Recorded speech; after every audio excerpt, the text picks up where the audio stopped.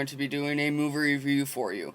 The movie that I am going to be reviewing is Pineapple Express, directed by David Gordon Green, from the Apatow Productions. Did 40-Year-Old Virgin, Knocked Up, Anchorman, those types of films. Had some big box office successes and not so much, like Dewey Cox, which I really enjoyed. But on to Pineapple Express. It's a great movie. I loved it. I wouldn't say it was as good as Superbad. Probably because Superbad was a little bit more relatable. But I really, really enjoyed Pineapple Express. It's you probably at first glance think, oh, it's a stoner movie, but it's really not. There's really, I guess you could say, a lack of pot jokes, which was kind of surprising. It's more about the relationship between Saul Silver and Dale Denton. Dale Denton being played by Seth Rogen, and Saul Silver being played by, what the hell is his name? James Franco. Sorry for that. And it really delves into the relationship, like how the drug dealers, like, and their people who they sell the drugs to, that's as far as the relationship goes. And their relationship goes a little bit further than that. It delves into friendship. And I don't want to spoil too much of the plot, but it's quite surprising. Like, at the beginning, there's a cameo by James Remar, which is actually kind of surprising. But as for the movie goes, it's a mix of action and comedy. The action doesn't really happen until like midway through the movie, and at the end it gets pretty heavy in it, like not like gritty action, but pretty over the top, really silly, and still very, very entertaining. Danny McBride's character, Red, is absolutely fucking hilarious. Pardon my language there, but he is. He really is. Pretty much every scene that he's in, he steals, which is kind of a surprise because he's the least known out of all the actors, like the big actors in the movie. Well, he's not really a big actor, but like one of the main characters in the movie, I mean. There is a downside to it. A lot of the funny parts were shown in the trailers.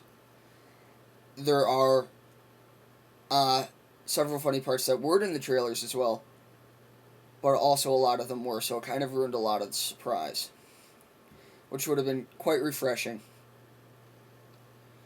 And I wish that they could have,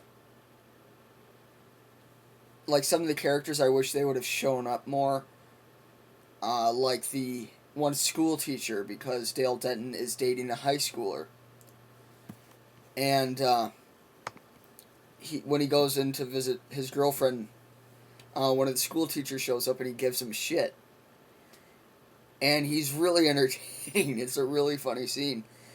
And you kind of wish that he'd show up later on, some way or somehow.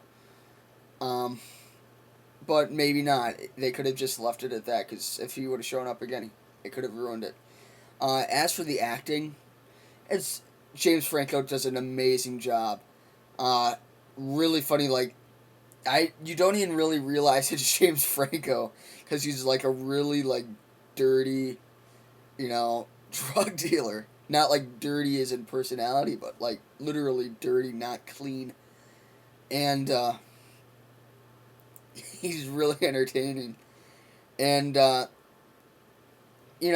Seth Rogen, it's kind of like the same character that he always plays, the stoner. And I would kind of like to see him move on to something else, like a different type of character. But he did a really good job at it. But I just realized I really didn't even go into the plot at all. Basically what the plot happens is Dale Denton, played by Seth Rogen, is he gets high off of some Pineapple Express, which Saul Silver sold him. Well, he's a process server and he serves subpoenas.